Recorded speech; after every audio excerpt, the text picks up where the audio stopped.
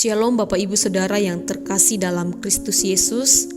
Melalui renungan harian dari Bukit Sion Makale, kembali kami menyapa kita semua dimanapun kita berada, baik pendengar secara langsung ataupun yang mendengarkan melalui media sosial, baik kita pendengar yang setia ataupun yang kali pertama mendengar.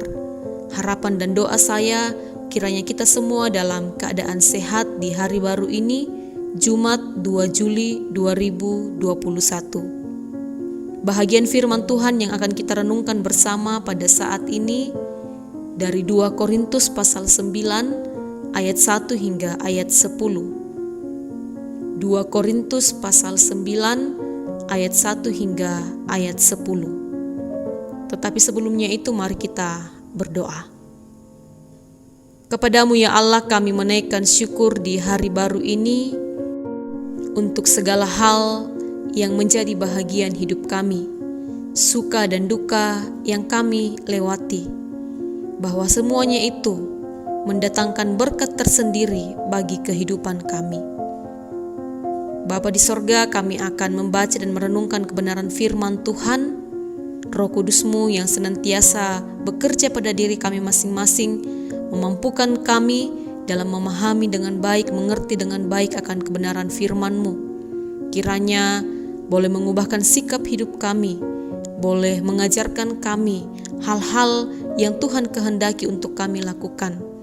Dengan penuh keterbukaan kami mau menerima firman-Mu ini untuk kami lakukan dalam setiap langkah kehidupan kami.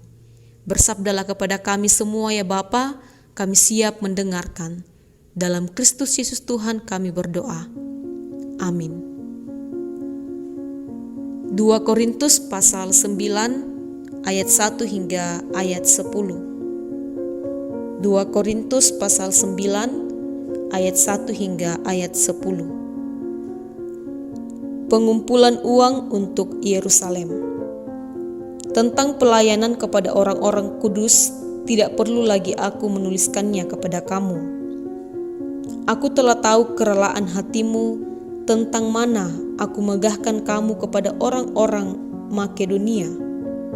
Kataku, Ahaya sudah siap sedia sejak tahun yang lampau, dan kegiatanmu telah menjadi perangsang bagi banyak orang. Aku mengutus saudara-saudara itu agar kemegahan kami dalam hal ini atas kamu jangan ternyata menjadi sia-sia, tetapi supaya kamu benar-benar siap sedia seperti yang telah kukatakan, supaya apabila orang-orang Makedonia datang bersama-sama dengan aku,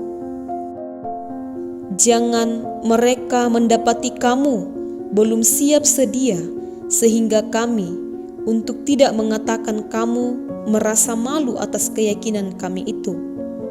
Sebab itu aku merasa perlu mendorong saudara-saudara itu untuk berangkat mendahului aku, supaya mereka lebih dahulu mengurus pemberian yang telah kamu janjikan sebelumnya, agar nanti tersedia sebagai bukti kemurahan hati kamu dan bukan sebagai pemberian yang dipaksakan.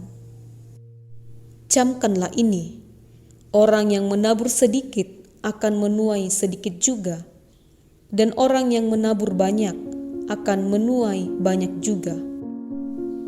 Hendaklah masing-masing memberikan menurut kerelaan hatinya, jangan dengan sedih hati atau karena paksaan, sebab Allah mengasihi orang yang memberi dengan sukacita. Dan Allah sanggup melimpahkan segala kasih karunia kepada kamu, supaya kamu senantiasa berkecukupan di dalam segala sesuatu, dan malah berkelebihan di dalam pelbagai kebajikan. Seperti ada tertulis, ia membagi-bagikan, ia memberikan kepada orang miskin, kebenarannya tetap untuk selamanya. Amin firman Tuhan. Dari pembacaan kita hari ini, saya menyimpulkan dalam satu tema untuk kita renungkan bersama, yaitu memberi dengan sukacita. Memberi dengan sukacita. Bapak Ibu Saudara, memberi bagi sebagian orang adalah mungkin hal yang sulit. apalagi jika keadaan ekonomi yang tidak memadai. Bill Gates, orang terkaya di dunia, pernah ditanya oleh seorang dengan pertanyaan, "Adakah orang yang lebih kaya dari dirimu?" Bill Gates kemudian menjawab, "Hanya satu orang.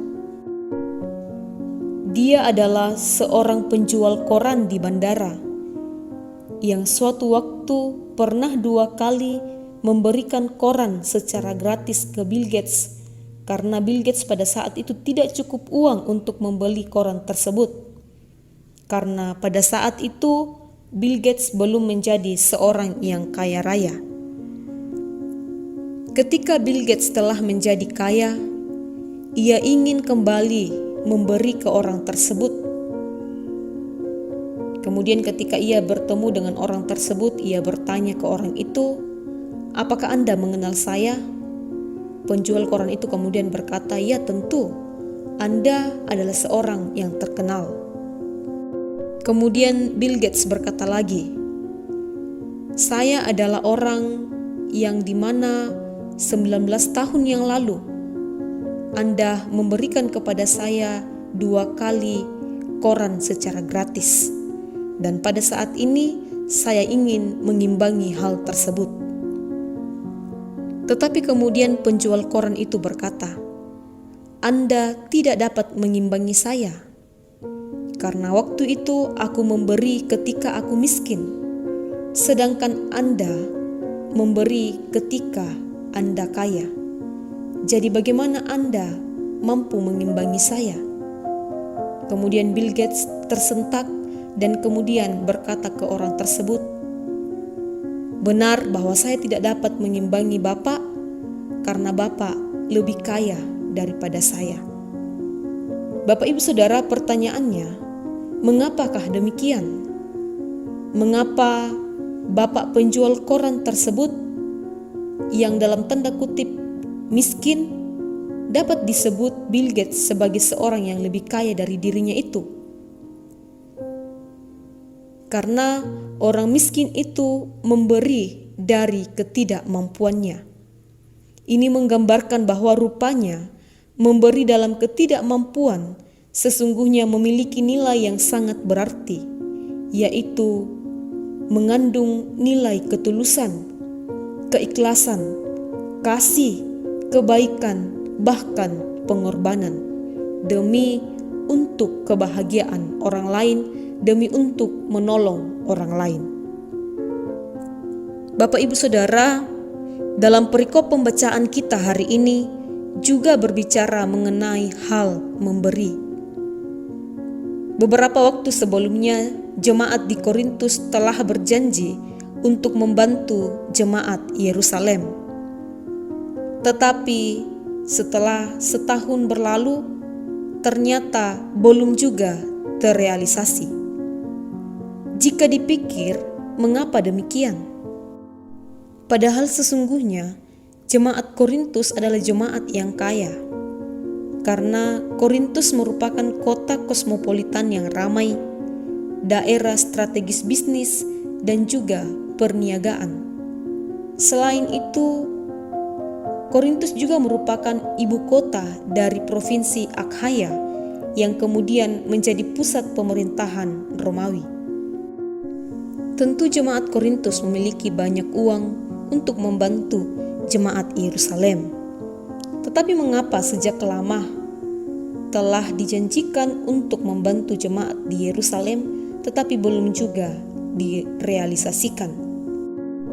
Kemudian Paulus menasihati mereka akan hal tersebut, bahwa sesungguhnya kerinduan jemaat yang sebelumnya ingin memberi telah dikabarkan oleh Paulus kepada jemaat di Makedonia sebagai sebuah bukti kekaguman Paulus kepada jemaat di Korintus.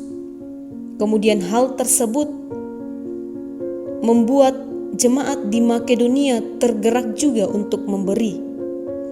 Kerinduan jemaat di Korintus tersebut telah merangsang banyak orang untuk mau memberi. Di ayat 6 dan 7 sangat jelas bagaimana kalimat Paulus menasehati jemaat yang ada di Korintus. Camkanlah ini, orang yang menabur sedikit akan menuai sedikit juga, dan orang yang menabur banyak akan menuai banyak juga. Hendaklah masing-masing memberikan menurut kerelaan hatinya, jangan dengan sedih hati atau karena paksaan, sebab Allah mengasihi orang yang memberi dengan sukacita. Melalui nasihat Paulus ini, hingga pada akhirnya mampu menggerakkan jemaat di Korintus untuk merealisasikan keinginan mereka untuk memberi. Itu dapat kita baca di Roma pasal 15 ayat 25 hingga ayat 29. Bapak Ibu Saudara, firman Tuhan hari ini hendak mengajarkan Bapak Ibu Saudara dan saya bahwa sekiranya ketika kita memberi, baiklah kita memberi dengan keikhlasan, baiklah kita memberi dengan sukacita. Keikhlasan tersebut akan mendatangkan berkat tersendiri dari Tuhan. Saudara-saudara, sebuah pemberian tidak diukur dari besar kecilnya jumlah pemberian itu. Namun Tuhan mengukurnya dari sikap hati yang mengasihi dan sikap hati yang penuh dengan ketulusan ketika kita memberi. Bahwa sesungguhnya ketika kita memberi dengan rasa kasih, ketika kita memberi dengan ketulusan, ketika kita memberi dengan keikhlasan, bahkan ketika kita memberi dengan pengorbanan, itu lebih mahal harganya dari emas dan perak. Amin. Mari berdoa. Kami bersyukur ya Allah untuk firman-Mu yang boleh menyapa kami di pagi ini. Biarlah kiranya kami dimampukan untuk tidak hanya menjadi pendengar, melainkan juga dimampukan untuk menjadi pelaku firman Tuhan dalam setiap langkah hidup kami. Terlebih khusus di dalam melakukan bagaimana hendaknya ketika kami memberi. Kami dimampukan memberi dengan penuh keikhlasan, penuh dengan ketulusan.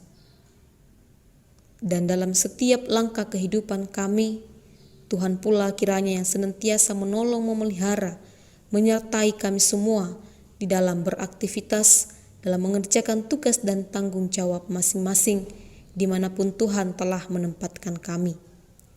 Sekiranya kami juga mampu menyatakan kebenaran firman Tuhan dimanapun kami berada, mampu memberi dengan penuh keikhlasan, memberi dengan penuh ketulusan, membantu setiap orang yang membutuhkan pertolongan.